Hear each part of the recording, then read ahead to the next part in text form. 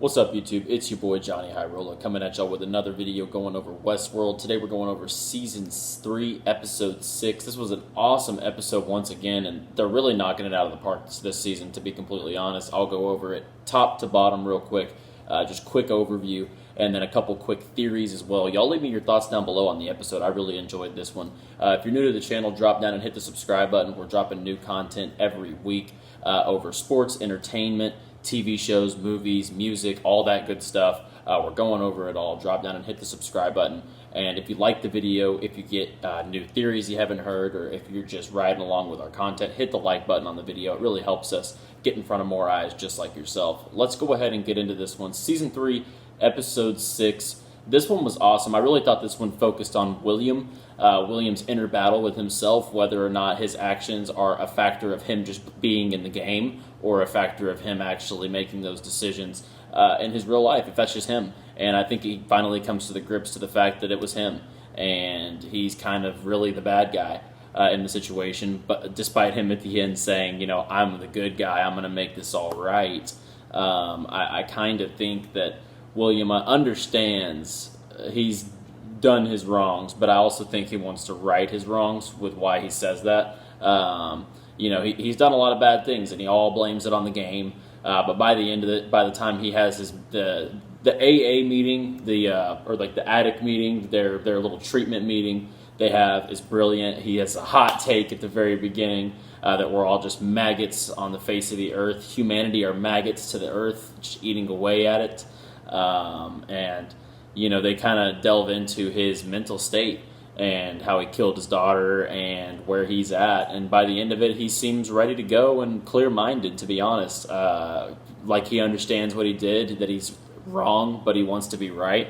And Bernard and Stubbs rescue him at the very end from the facility. So we will see what William's role is going forward. But I think William really came to grasp with what he's done and kind of who he is a little bit this episode.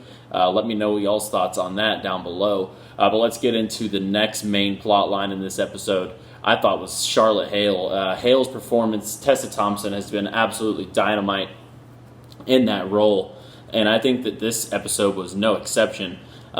She shows a ton of affection towards her family, you know, her son, and trying to provide for them and try to get the data for Delores. She really seems to pick Dolores' side in this humanity battle, and she starts to show emotion. She's trying to protect her son, like I said.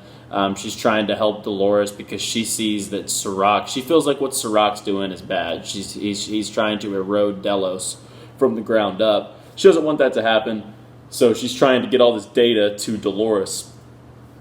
Well, this really does backfire because obviously by the end of the episode, it seems like they know that Charlotte Hale is a host, and they bomb her car with her baby daddy and her son in it, and seemingly they are obviously dead in this wake. And she gets up and she's, you know, alive, but she is burnt to a crisp.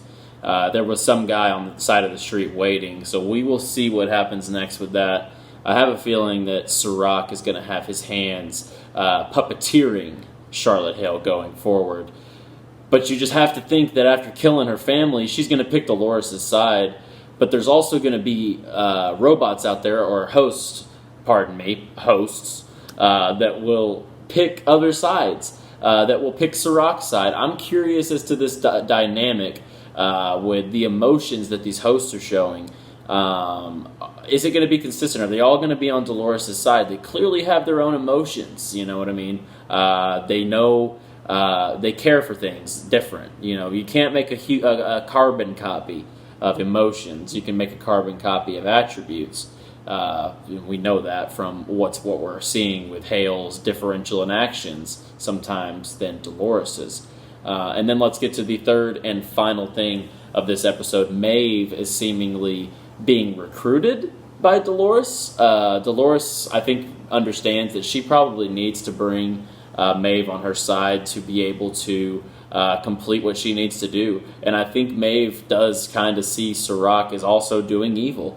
Serac is controlling humanity, like I just said in the last segment, like a puppet pulling the puppet strings. And I just think that they don't like that that because they've been pulled like a puppet their whole life. Maeve knows that. Maeve wants revelation for her people, for her daughter, for everyone. I mean, Maeve is just for the hosts. You know, she's pro-host. And she hates Delores, though. You know, Delores, it's a classic Delores, Maeve interaction in terms of, like, their characters. Delores has, like, the longer blonde hair. It's a simulation, you can tell. Hector dies. And at the very end, they are reincarnating a new host after Hector dies.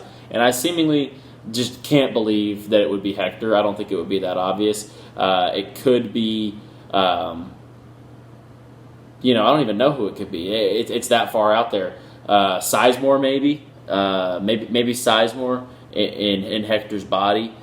Maybe, you know, there's not many other leads. I don't know who she's reincarnating right now. But I'm really excited to see who it is because I think that's going to be interesting and why she's also going to be utilizing that for. That'll be interesting to see. Leave me your thoughts down below on who y'all think Maeve is reincarnating. But the last tidbit on this video I want to touch on is actually the after clip of the video where they show next week.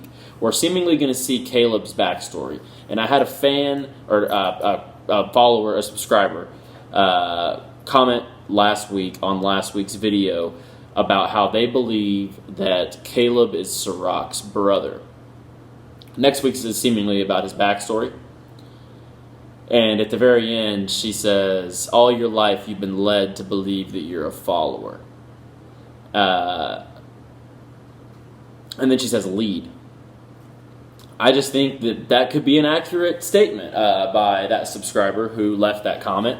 I think that's a good theory that Seracs' brother could be Caleb. They were put through the treatment system, maybe put into a different simulation, maybe, you know, who knows. But I think that they're onto something there, honestly, with that theory. I really like that one. I wanted to just give credit to that because that is an awesome theory that I have seen circulating out there, and I've also seen circulating. Well, in my opinion, this is just mine, but whenever they hooked up William on tonight's episode 6 on that thing, and it said unidentified proteins, is William a host?